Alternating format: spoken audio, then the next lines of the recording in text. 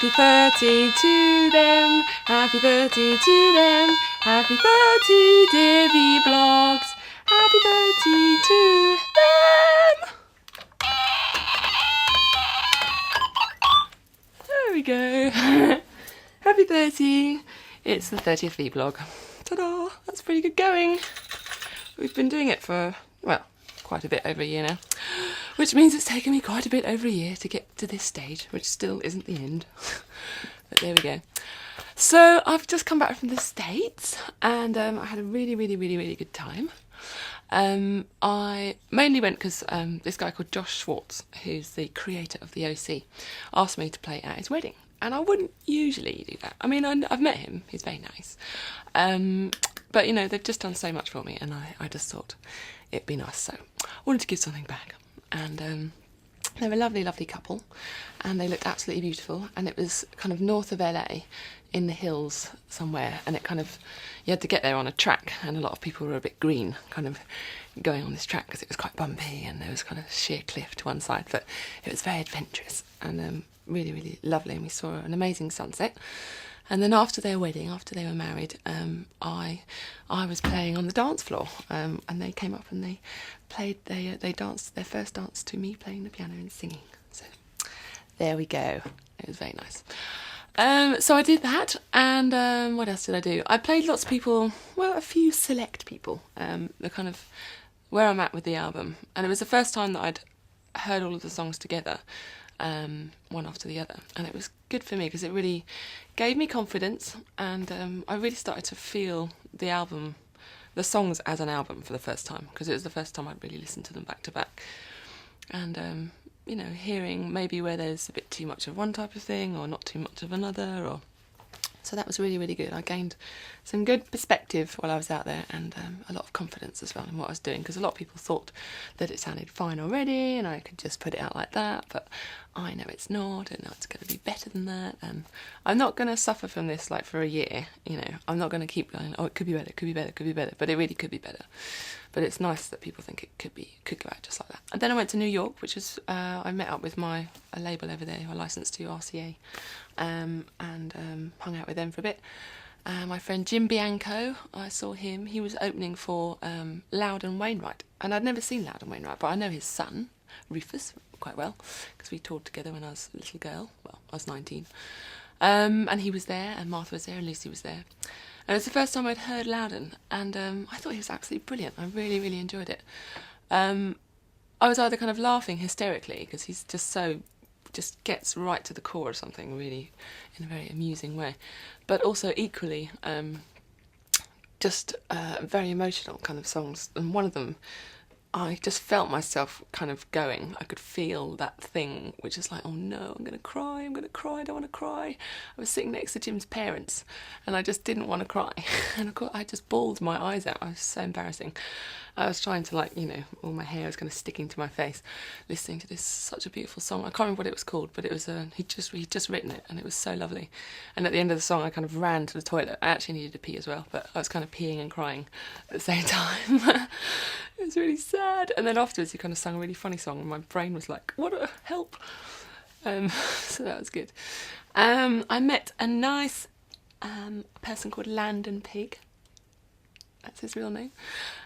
He's great. He's from Nashville, and he's absolutely gorgeous. And we hung out for an evening because we'd been to see the same gig, and he's actually with the same label as well. And he sang me a song, Just Me, and it was absolutely beautiful. And that's all I'm going to say about it. But yeah, he's got an amazing voice, Landon Pig. Anyway, check him out if you haven't heard him already. But this song, it's just got a working title called A Ghost, ? Because he doesn't know if that's what it's called. But if you ever hear of a song of his called A Ghost, please buy it. It's just absolutely beautiful. So anyway, I hung out with my friend Ryan Breen as well. And then I came back, and I was really supercharged. I was just really focused, and I just wanted to get back in the studio, which is a great feeling, rather than going, oh God, I've got to go back to the studio now. It was just, I really wanted to be here. And I came in, and I finished some bits which I've been kind of, you know, niggling me because I hadn't done them yet. One of them was, I'm allowed to say now what it was, but when I said ages ago, I've been working with somebody writing a song for them with them. That person is Mika. And I met him at the IVA Awards. The IVA's the Songwriting Awards. And I met him and he's very sweet. And he suggested that maybe we might get together and write a song, possibly for his album. So we did. We got together like a week or two later and we wrote this song. And then, when I came back, I just needed to kind of tidy it up and, get all the vocals sounding quite nice and maybe work on the music a little bit. So we had a great time. He's a really nice guy and we had a good time. So I've done that, and apparently his mum really likes it. And apparently she's played it 48 times. So there we go. So that's good. And I think he likes it too. Well, I know he does. But we don't know if it's going to go on the album. We don't know. Who knows? These things, some things can change and maybe it'll go something else. But anyway, we both really like it and it's really good. And I'm actually singing on it as well. So there we go. And then the next day, I'd finished this song called I don't know what it's called yet, but it's from this, it's like a animation that's coming out around Christmas, and Danny DeVito is narrating it. He's narrating it as a cab driver in New York, which is quite good because I've just been there and I've been in lots of cabs with lots of cab drivers. And so I came back and I finished this song, and I'll just play you a bit of it because all it's going to be eventually is this guy called Duncan Sheik. He's an artist as well. He is doing the music for the film, and he's the one who approached me to write a song for it. And I read the treatment about, I don't know, 4 months ago or 3 months ago. Read it and I thought, well, I haven't got any time to do anything right now, but I'll just quickly read it, and if something springs to mind, then I'll just throw it down and see if they like it. So I threw down this idea on the piano and sent it, just played it in GarageBand and just sent it to them like a verse and a chorus. And I wrote it in 5 minutes. And they really liked it. So then I was like, oh no, I have to finish it, and I've got to find time to finish it. So I found time when I got back on the Sunday, and here it is. I'll just play you like a chorus.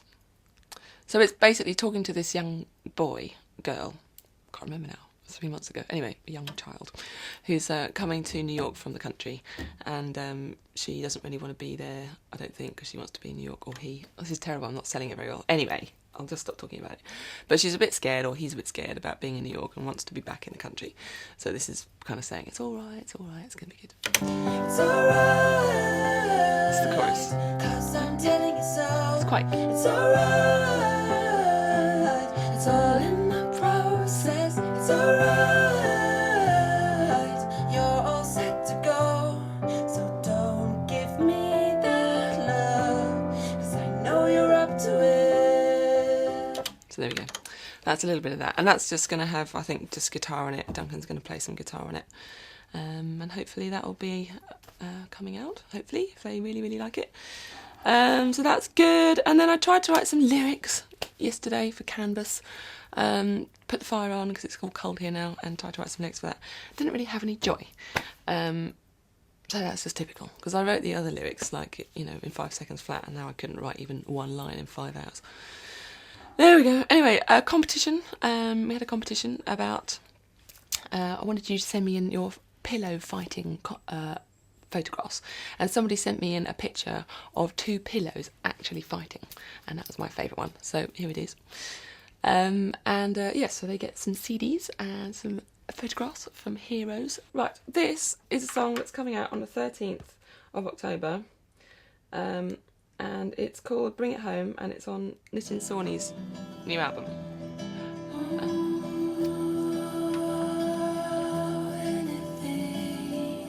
Okay, so there's that. It kind of grows and builds and got lots of kind of frantic drums that get through the end, and it's really, really great. I think I spoke about it in another blog earlier, so you can have a check back. And we performed that at the Albert Hall a while back, which is really good. Okay. And I'm doing a charity run on the 12th of October, and there's a little website where you can go and have a look and see if you want to donate any money. Of course, it's for a good cause, it's for cancer research, but the main reason I'm doing it is because I'm really competitive and I just want to go and see how fast I can do and see if I can beat anyone else. So there we go. And that's about it, really. So I'll speak to you soon. I'm going to Poptech, but I'll be speaking to you before then.